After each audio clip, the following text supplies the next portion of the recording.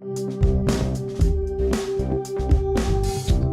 great pleasure to welcome you to what's the fourth iteration of the University of Canterbury Thesis in 3 event, and it's fantastic to see a full house. It's an event that was started about 8 years ago at the University of Queensland and is now happens annually at each of the New Zealand universities, the vast majority of the Australian, and also in Hong Kong and Singapore. So it is becoming quite a well-known event, which is great. Ladies and gentlemen, welcome to tonight's show. What you're about to witness is the first performance of the largest and most exciting kinetic sculpture ever created. See, this work was envisaged by late New Zealand artist Len Lai, who was renowned as one of the most influential artists of all time. And in this work, Len intended for you, the audience, to feel the powers, forces and emotions of the courtship between the powers of the earth and the beginning of time. But before we start, I really must warn you about what to expect to ensure that no one is frightened to death during tonight's performance. All is still on the lake. The sea serpents, 50-metre long metal strips, lay restless on their marble bed. Small waves ripple down their back as they awake. The serpents grow more and more excited, and their waves bigger and faster, until all 7 sea serpents now have 3-metre high waves racing down their back. You can feel the might of a storm as it rolls into shore. A thunderous crash silences the sea serpents. The cave goddess has announced herself by flipping her 15-metre wide band of steel inside itself. And with each successive, seductive, ear-shattering flip, she entices the god of the sea up from his marble bed, quivering with excitement as he does. The two meet some 30 metres in the air, pausing, tense with anticipation, until the show climaxes. Crack! A 25 million volt bolt of electricity arcs from the head of the sea god through the cave goddess and strikes the golden sun god. Now for those in the front rows, don't worry, as terrifying as things might get, I can assure you you're perfectly safe. See, I designed the machines that are going to bring to life these giant sea serpents, and I did my thesis on completely understanding their behaviour. For example, I had to come up with a novel mathematical model to describe this commonplace yet very little studied phenomenon of the travelling waves in a flexible strip, or a sea serpent. And this model allowed me to answer questions like, how strong does the material need to be? How much force is required in that flick? And the resulting wave, how does that behave as it travels down the strip? All to answer the major question, can we build this artwork at the size in which Len intended? Now we can build it, but at a cost of nearly $1 million per sea serpent. You can bet I did not get to do any testing at a full size. So to overcome this, I ensured that my mathematical models and understanding of the dynamic behaviour of sea serpents, or flexible strips, was general for all sizes and materials of strip, so that I could prove my work at a small-scale sea serpent and make predictions for what the big boys are going to do, and then come up with the cheapest solution for building the sculpture. But enough about research, we came to see a show, so sit back and prepare yourself for the experience of a lifetime, as I proudly present to you Len Lai's grandest vision, Sun, Land and Sea. We're out of time, sorry.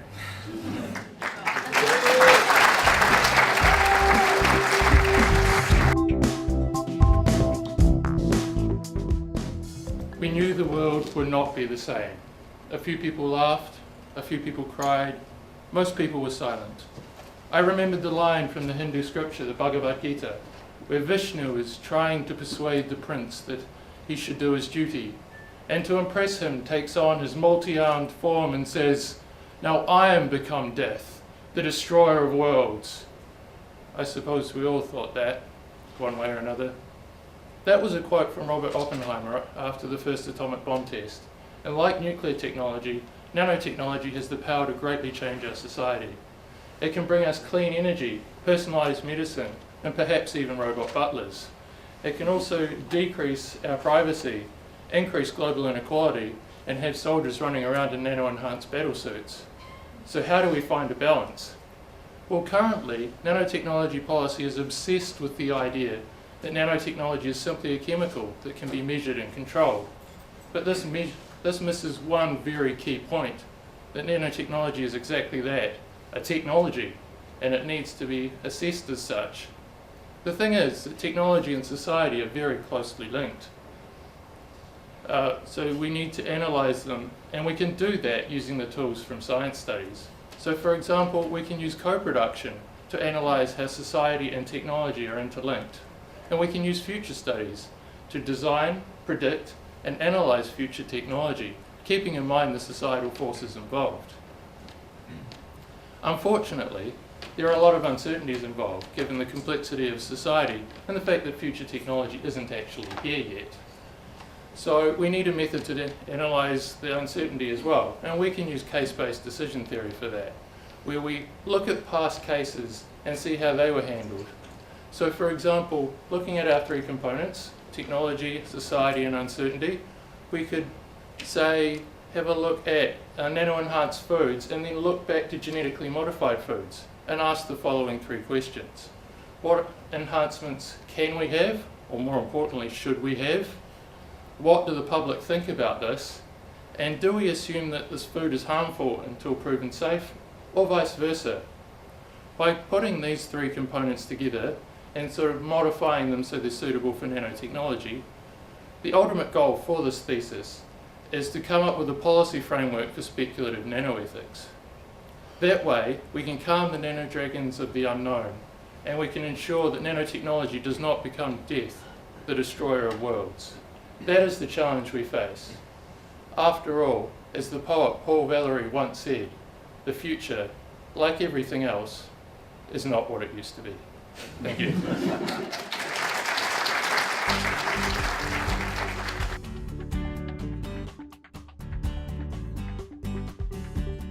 It's 7 p.m. in Novosibirsk, Russia. You've just arrived on a short 56-hour train ride from Moscow and are desperately trying to find your hotel room. So what to do? I know. Read the signs. Well, you may recognise a few familiar symbols, and perhaps if you want a coffee, that would be a good place to start. But no, you need to find your hotel room. Reading all of a sudden stops being something we take for granted, doesn't it? Being lost in a foreign country with little or no understanding of the language is kind of what it's like for people who struggle with reading. Things that we take for granted aren't always available to those who struggle with reading. Tēnā koutou katoa. My name is Amy Collings. I'm a PhD student from the College of Education, and I really, really care about reading. Today's world is dominated by the written word. Literacy is everywhere. It is a requirement to be an active member of society, to manage your finances, take care of your health, deal with EQC, and I wish I had my words with me. And it's just really important. So people who struggle with reading are more likely to live in poverty, suffer from poor health, have limited employment opportunities, reduced income potential, are more likely to be criminal offenders, require support from the welfare system, and are also more likely to have children who have poor levels of reading too, thus creating this perpetuating cycle of disadvantage. Countries with high levels of reading are way better off. They have more ability to generate wealth, lesser inequality in health and education systems, lower levels of offending, less strain on the welfare system, and have stronger economies all around. Raising reading achievement benefits everyone. Which brings me to what I am trying to do about this problem. For my PhD research, I am working with a group of people known to be at risk of underachieving in reading: teenage parents. I'm targeting literacy in two different ways. First, by helping to improve the parents' own reading skills through an intervention that uses audiovisual media and books to help increase their reading. And secondly, by helping them understand how reading with their own children, while focusing on certain important skills, can help their children be ready to read and more successful when they get to school. Children from literacy-rich homes with parents who read to them regularly are more likely to be successful in education, no matter what their social background. My research is designed to engage and improve young parents' reading and help children learn fundamental and essential literacy skills through their parents to help support generations of readers to come. Dr. Seuss once said, "The more that you read, the more things you will know. The more that you learn, the more places you'll go." And I tend to agree with him. Thank you.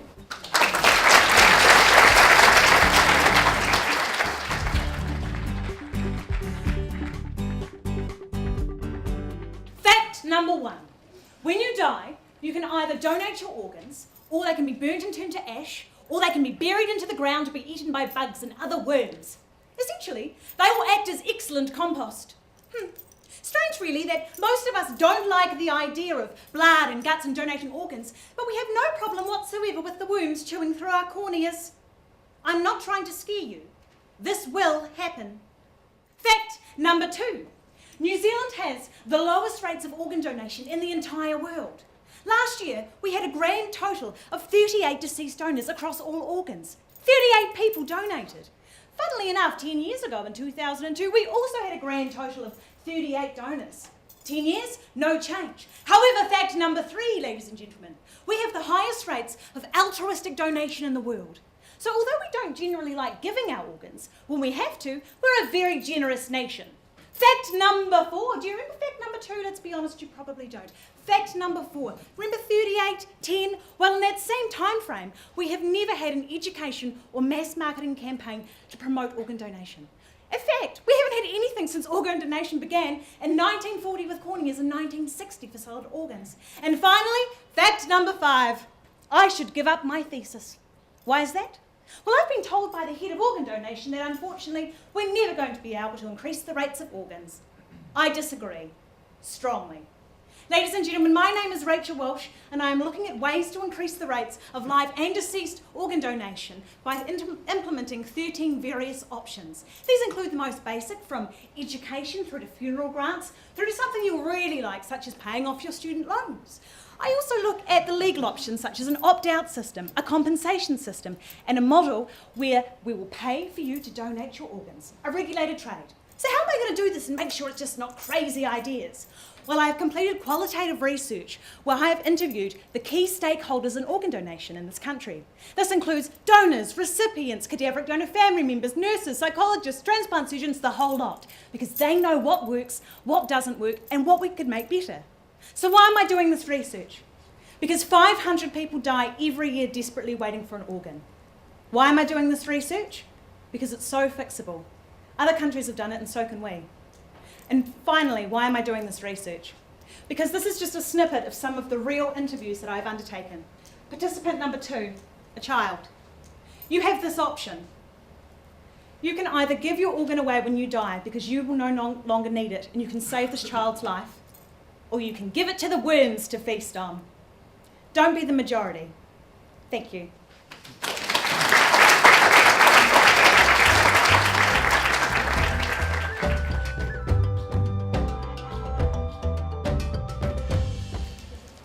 Minutes, 50 minutes.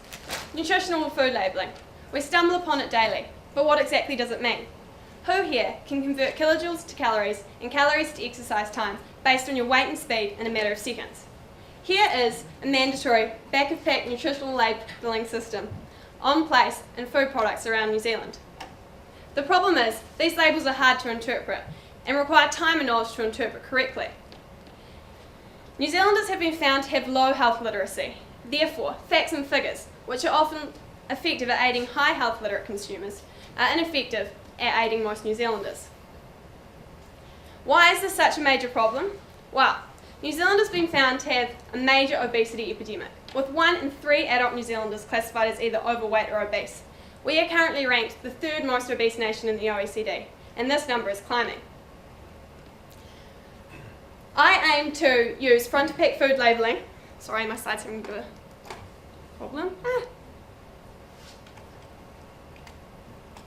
We'll just run with it. To fix this problem. I will aim to use 14 manipulations with 7 different labelling conditions with either a healthy or an unhealthy condition. The healthy condition will be used to determine which is most effective at aiding consumers to make healthy food choices, and the unhealthy condition we use to determine which is most effective at deterring consumers from consuming products. I aim to collect 700 participants via online convenience sampling with an independent variable. I will determine the interaction effect between the attitude towards the act, the attitude towards the label, and the attitude towards the product. I'm still currently collecting data, but what I expect to find is that the more understandable and relatable a label is, the more effective it will be in aiding consumers to make healthier food choices. I am confident that if New Zealand were to employ a healthy, simplistic, understandable food labelling system to be put on place on products in New Zealand to aid low health literate consumers, they would make healthier decisions and therefore reduce obesity rates and therefore lead to a better future for New Zealand and society as a whole. Next time you reach for that bag of chips, consider the 50-minute run that comes with it. Thank you.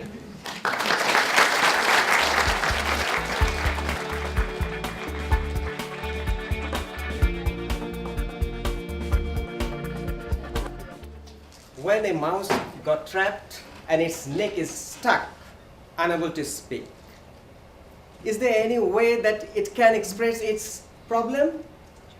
No. This is the situation in many ways in Bangladesh when students are learning English for more than 15 years of schooling. Why? The cheese. The bait is there to be global, to success in the exam. But many of the learners, they don't know how to express their learning. The trap itself is the top-down teaching method. Big classes, even they don't have enough space to practice the language. And the teachers don't know how to break through this situation. So my study explores not the problems, but a potential way through. My study involved in a school that I trial a resource package that will involve a creative activities there to learn and act accordingly what the students are learning. I have developed a series of lessons that involve many activities that can develop the students' learning need and use the language outside the classroom. My study, my fieldwork is about trialing a resource package and developing a teachers' learning community, and also observe classes to look for the changes. In real life, language is a rich but a very complex process that demands the feelings, the emotions, the fun, even to be creative, to look for the communication process, and even to be critical enough to judge the situation and what sort of language that can be used in that situation, and also evaluate our position in that situation. So this resource package will focus on a series of interactive, creative activities, and also my research looking to extend that in that process, teachers and students can show these 4 elements: engagement, fun, creativity, and criticality. My aim is to free this mouse from the trap so that it can express its views. Thank you.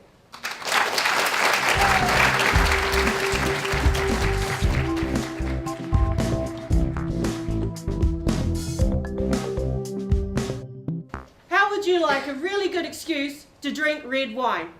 Or, for those non-wine drinkers, perhaps a reason to finally kick your coffee habit and drink green tea instead.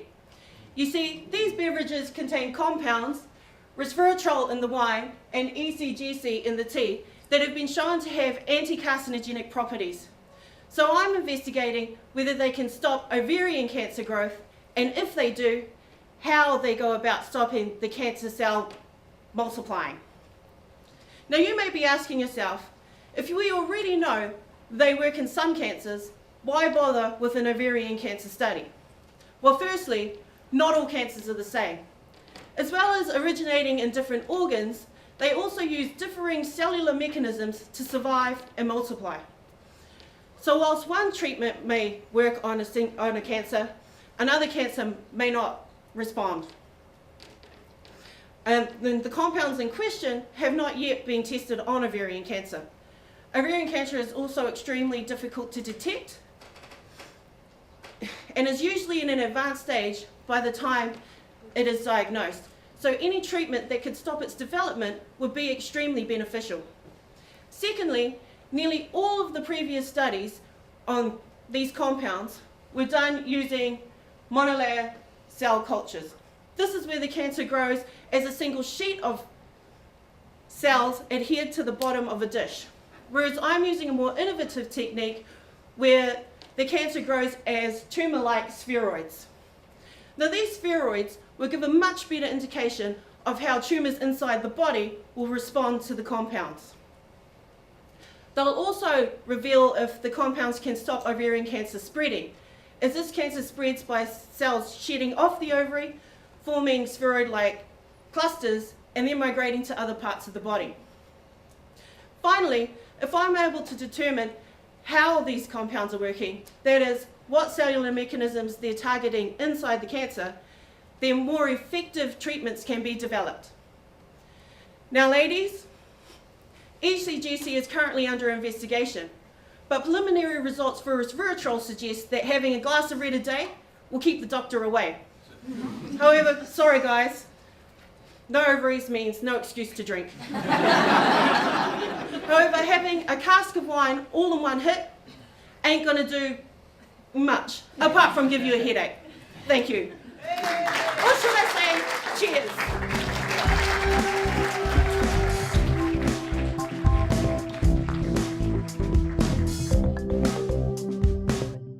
On the Christmas Eve of 2001, my grandma passed away of Parkinson's. I was still in high school, and for the first time, I vaguely started realizing the divide between life and death. Sounds a bit strange, isn't it? But trust me, I watched my grandma turning from a beautiful, healthy woman in the early 90s to a crippled woman by the turn of the century. And you know, I remember asking myself this question: could I have saved her? 9 years fast forward, I started working on a technology that probably one day will help the biologists find a cure for Parkinson's. Another incident, a story of hope and loss, which deeply moved me, is in 1999, Merck introduced a new drug called Vioxx in the market, a life-saving drug for people suffering from arthritis. But over the course of the next 5 years, it kills more than 60,000 patients. 60,000. So Merck had to take the drug out in 2004. Still today it's facing hundreds of lawsuits. It invested $1 to $4 billion and 15 to 20 years to the development of the drug. Now something must have gone terribly wrong. Well, it turns out that historically, biology has been performed using population of cells and getting the average values and trying to understand disease. But the problem is, each and every cell in our body are different. They have their own unique personalities. So in order to understand diseases better, we have to understand what's going on at the single cell level. Now the good news is that there is a paradigm shift occurring. Population of cells to single cell analysis. And we wanted to give this leverage to the biologist. So I started working on a small silicon chip technology called the silicon centipede, which contains thousands of independently moving microneedles, the tip of which you can coat with drug compounds, deliver them into the cells, and bang, you can now perform thousands of single cell analysis simultaneously. And the cells are trapped into this glass and polymer-based cell trapping platform, and which contains thousands of individual microarrays. Now, it's very targeted, and it's very, very fast. The most advanced technology can actually process 1,000 cells per hour, one cell at a time. With this guy, we're talking about hundreds and thousands of single cell analysis every hour. A remarkable development.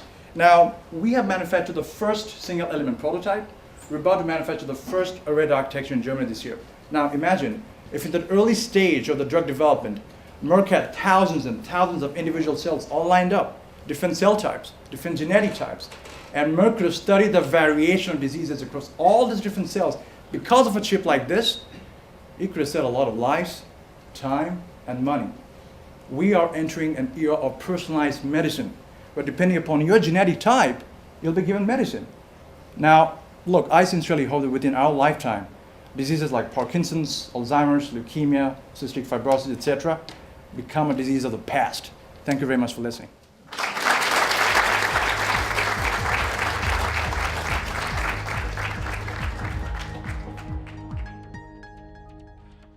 Good evening, everyone. It's always good to dream big. We've been investing millions of dollars for the development of novel drug delivery systems. Can we think of something very cheap, simple, and an automated drug delivery system that can purely function based on body conditions? Say, we've got a drug capsule inside our body that can sense the changes in the body conditions and release drug whenever necessary and remain dormant at other times. Isn't it fascinating? All biopharmacists, health specialists out there, this one is for you. Are you listening? I've been working on this, and I'm Prasanna, working on the development of a novel drug delivery, novel membrane which has switchable pores. So these switchable pores are functionalized with self-assembling molecules. So what are these self-assembling molecules? As the name suggests, these are molecules which self-assemble at spontaneous conditions such as pH, temperature, or addition of some kind of ions. In my case, these molecules assemble into network of fibers upon the addition of calcium or upon increasing pH. This process is completely reversible. I would like to replicate this process inside the pore of a membrane. The tethered molecules, when they are the disassembled form, they'll allow some kind of particles to pass through it. But when I add calcium or increase the pH, these molecules will form a mesh inside the pore, thus preventing the entry of any molecules through it. So this one will be a reversibly switchable membrane.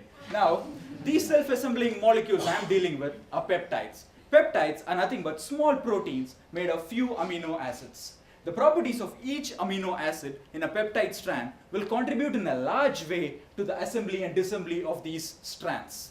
Now, what is the advantage of my membrane? This membrane will be a universal one. Materials built from bottom up, one molecule at a time, can incorporate specific features at will. This is otherwise called bottom-up approach in scientific terms. Now, bringing about a small change in the amino acid present in my peptide strand will bring about massive changes in the properties of this membrane. Therefore, depending on the application, we can build new membranes with different self-assembling peptides. So, how am I going to put these peptides onto the membrane? Currently, I'm attaching these peptides with the spacer, and I'm putting the spacer on the membrane. Therefore, this spacer will give the necessary freedom for this peptide to move around and self-assemble. This membrane can be used for various purposes like separation of proteins and biomolecules depending on size, hydrophobicity, etc. This is just the beginning of what could possibly lead to a major breakthrough not only in the field of membrane science but drug delivery as well. But once I'm successful, beware all biopharmacists out there, you will have to run behind me. Thank you.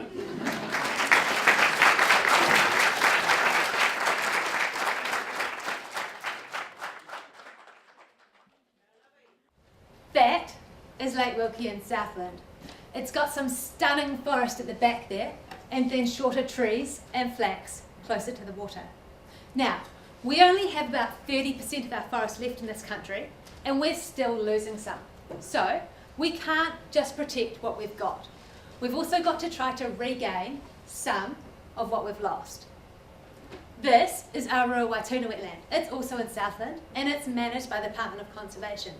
As you can see, we've lost the tall forest at the back. It's just manuka. There's 10,000 hectares of it, and it's pretty dead inside. My research investigates why forest is not currently naturally regenerating at the site. Part of this has involved planting out 14,000 seeds of forest species we expect to see, and then manipulating their growing conditions in the wetland. It's a bit like glorified gardening. I've found that when it's too boggy or too shady, seeds and seedlings don't germinate or survive as well. Now, this has management implications for DOC, but it's not that surprising. What they didn't expect? When I caged the seedlings to protect them from herbivory, I doubled their survival rate. I'd love to tell you all about my statistics, but really, you can see the difference. The one at the top was not protected from herbivory. Now, in fairness, DOC had thought about undertaking pest control in the wetland, but decided against it.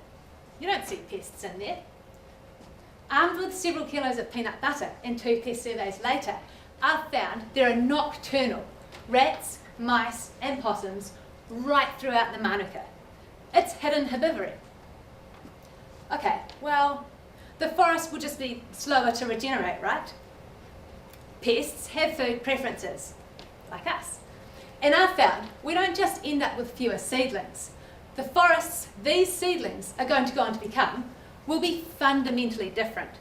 The one at the top will have different species composition, significantly lower species richness, significantly lower species diversity.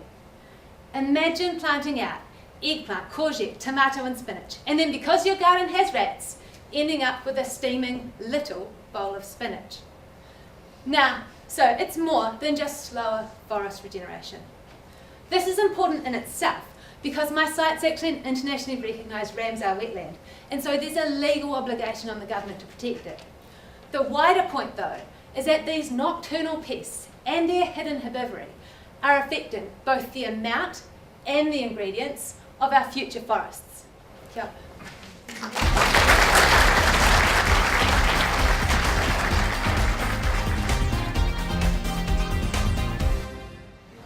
The famous New Zealand whitebait patty. They're served between some white bread and butter.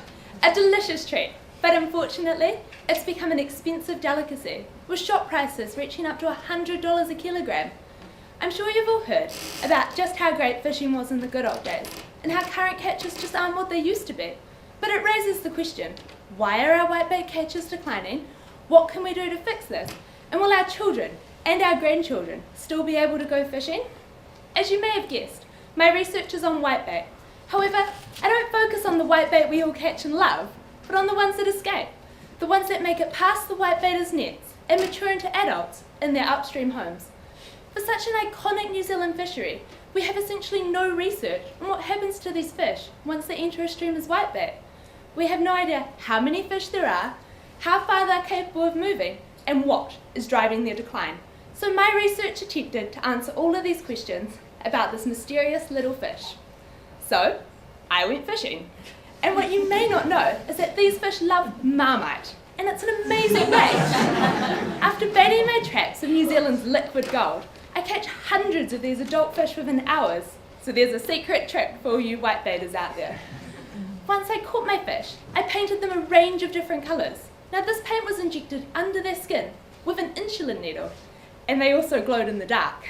I tagged thousands of fish in multiple rivers throughout New Zealand, and then I let them go again. And I went back each month and I recaptured these tagged fish. What I found is that there are 17,000 adult fish living in the small pastoral stream illustrated on my slide. These fish are capable of moving 2.1 kilometres and even moving to another river. One female fish can produce 2,000 to 4,000 eggs. The river as a whole is capable of producing 17 million eggs. Now, just to put that into perspective, that's 170,000 West Coast whitebait patties, or twice as many once diluted down for the Aucklanders. So, if there's thousands of adult fish living in our streams, and they're capable of producing millions of eggs, why are our whitebait catches declining? Well, we found that the eggs laid by the adult fish are extremely vulnerable to the negative effects of humans and cows. And even though these adult fish live in the rivers, they lay their eggs in the grass, on the river banks. Unfortunately, this is also where we like to mow our lawns, graze our cows, and build our cities. Consequently, it is us, humans, driving the decline of the whitebait fishery. In order to fix this, we need to fence out the cows, stop mowing our riverbanks, and we need to plant more grass so these little fish can lay more eggs, and we can ensure the future of the whitebait fishery, not only for ourselves, but for our children and our grandchildren.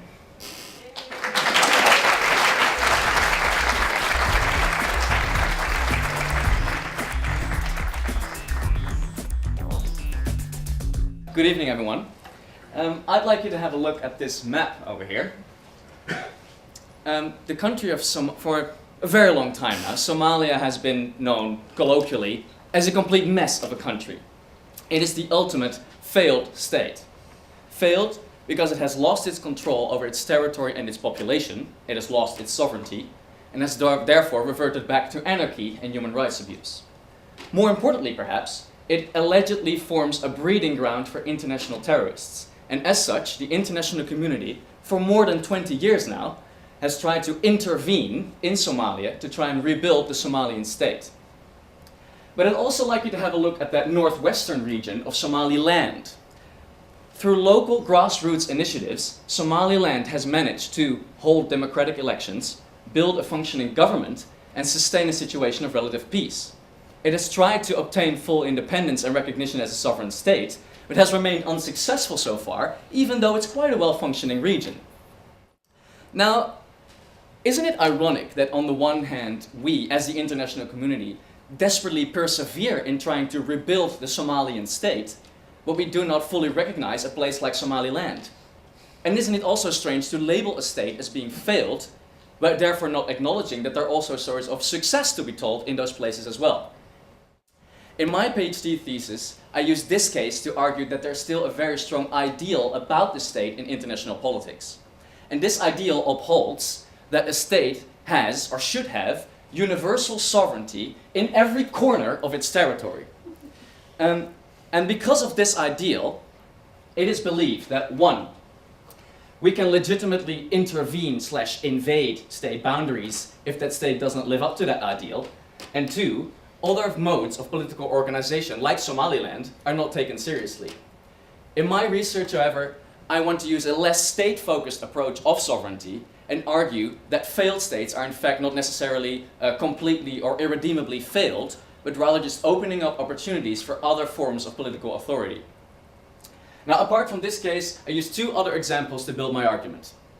The case of the Democratic League of Kosovo shows us how sovereignty can be exercised by informal socio-political organizations parallel to formal state institutions.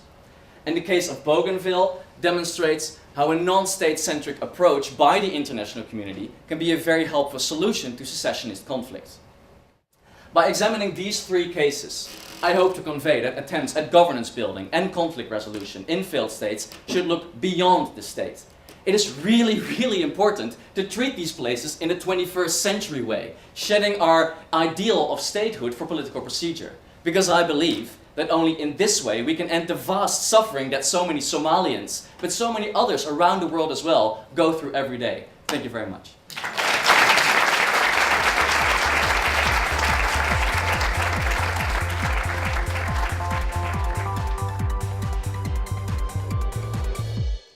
I would like to ask you, do you have TPAC?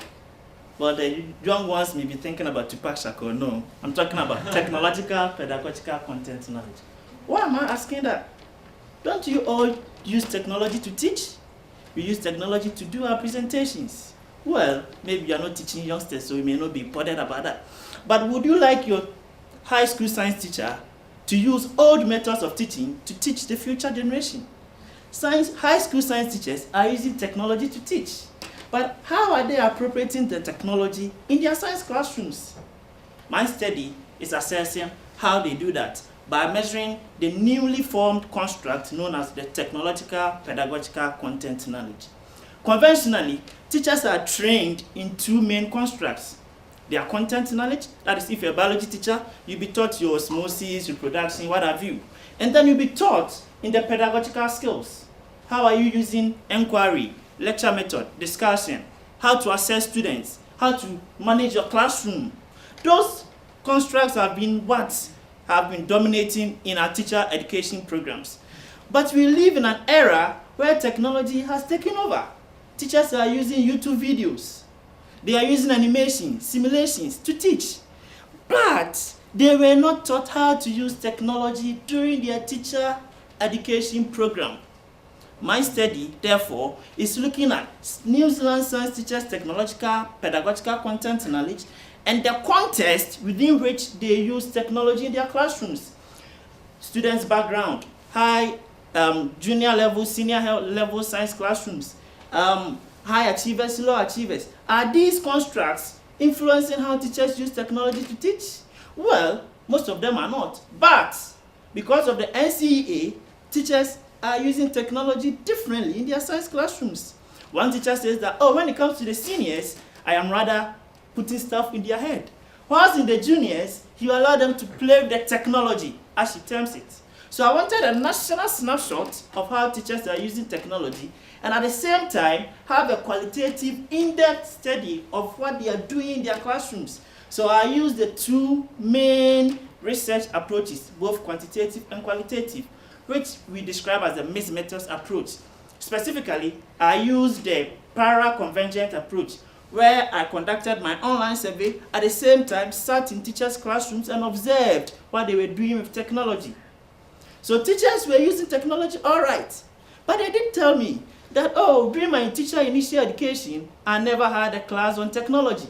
So how come you are using technology? Well, I learned from friends. They tell me, oh, you can do this and you can do that. What I'm trying to do is that I'm advocating that our teachers are using technology. Therefore, when it comes to our teacher initial education programs, we shouldn't just concentrate on the content and the pedagogy, but rather use Mishra and Kohler's approach, whereby the three constructs, technology, pedagogy, and content meet and form a perfect blend, whereby you know that when you are teaching osmosis with technology, it is different from just allowing the students to use potato to do the experiments. While we were taught how to think abstractly about DNA replication, is it the same as having a simulation of DNA in the class? No, definitely not. So we are advocating that in initial teacher education programs, we shouldn't just concentrate on pedagogy and content, but rather use technology as well in this perfect blend of teacher knowledge. Thank you.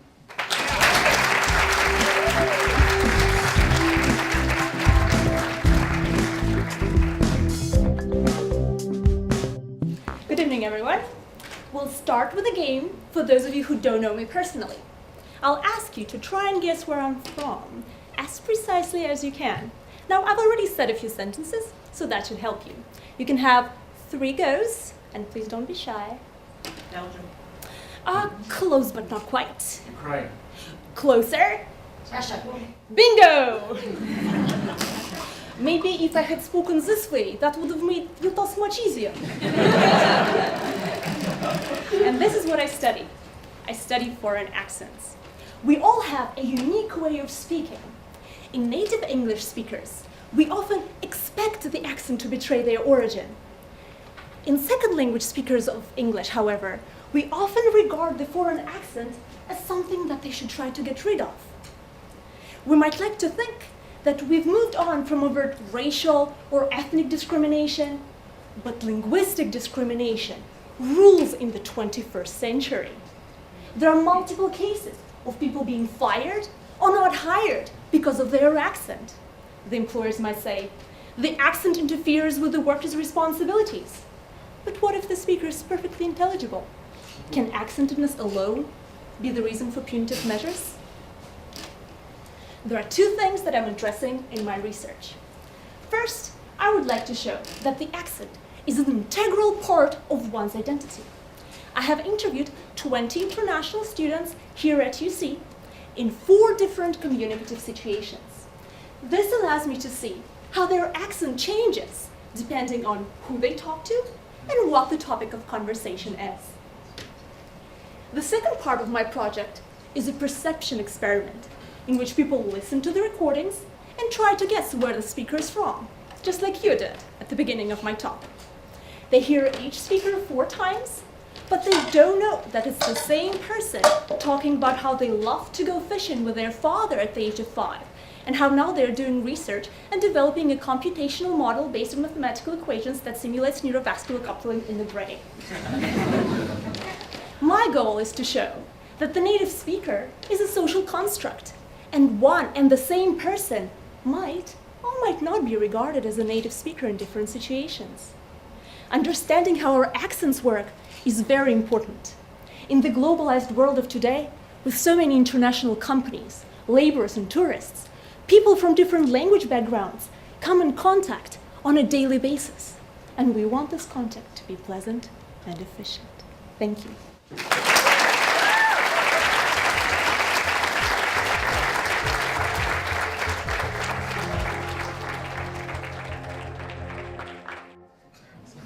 Wow, that just significantly increased my chances of getting heart disease and liver cancer. Have you ever heard young people talk like this? Well, maybe that's because these are not the kind of things that young people think about when they decide to drink. Current advertising methods aim to scare young people into abstaining from binge drinking by describing scary statistics. But do they not know that young people are bulletproof? The majority of young people do not believe that these sorts of things can happen to them personally, and therefore they are not relevant when they decide to drink. So I want to find an effective way to encourage young people not only to be able to refuse another drink themselves, but also to be able to encourage their friends to stop binge drinking too. Because even though you don't think it'll happen to you, Approximately 1,000 deaths in New Zealand alone can be attributed to binge drinking each year, and we need to stop this. So in order to think about what motivates young people not to binge drink, we first need to think about what motivates them to binge drink. Social facilitation theory proposes that young people binge drink in order to facilitate social interaction between them and their peers. Given the importance of the people that we drink with, my study is looking at 3 key relationships and how these people could be used to communicate a safer drinking message. These 3 key relationships are your mother, who has been with you since childbirth, your best friend, whose influence and importance grows every day, and a bartender, who you have no personal relationship with, but who has the physical ability to stop you from drinking. Okay, let's add another element, context. I want to have a look at the effectiveness of these 3 people in 2 common drinking contexts. First, a 21st birthday, which is a unique night of celebration. And second, a Friday night out, a much more common time with friends. So, are you more likely to listen to your best friend or your mother on your 21st? How about if it was a Friday night out? Are you going to ignore the bartender either way? These are the kind of questions that I want to answer. So how are you going to do that, you ask? I am going to conduct a quantitative experiment with 6 advertisements that I have developed specifically for this research. 2 of them can be seen here. I will send my survey out to 300 participants aged 18 to 25 through convenient sampling. I will then conduct statistical tests to examine the interaction effect between my independent variables, relationship and context, and my dependent variables such as attitude towards the act of binge drinking and likelihood to binge drink again. Although I am still collecting data, I expect to find that the more close and personal a relationship is, the more influential it will be in affecting young people's binge drinking behaviours and attitudes. The influence of a relationship will also depend on that person's likelihood of being present in each of the 2 drinking contexts. Phew, that speech was hard, and the competition's over. Time for a drink?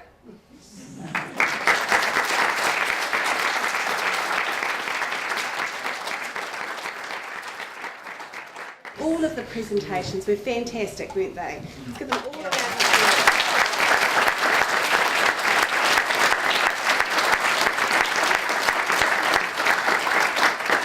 We have to make a decision, and we've only got 3 checks. We'd like, there's no more, is there? No, we can only give three checks. So I have great pleasure in giving the 3rd prize, which is $1,000. And I can't see him, but I'd like to invite Steve Banerjee down here to collect it.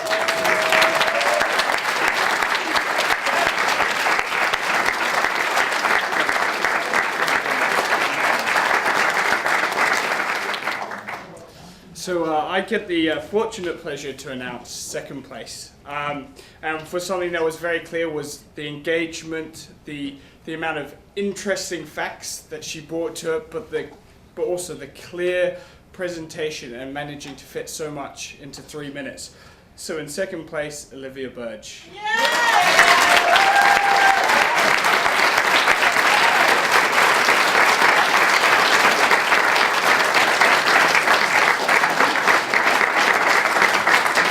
I just wish we'd had this sort of thing when I was young. What a wonderful opportunity to express your own views in a brief space of time, which means you have to understand it perfectly yourself and convey it to us. But some of the speakers engaged us for the whole 3 minutes, lovely coherent talking to us and not at us. No, that was just wonderful.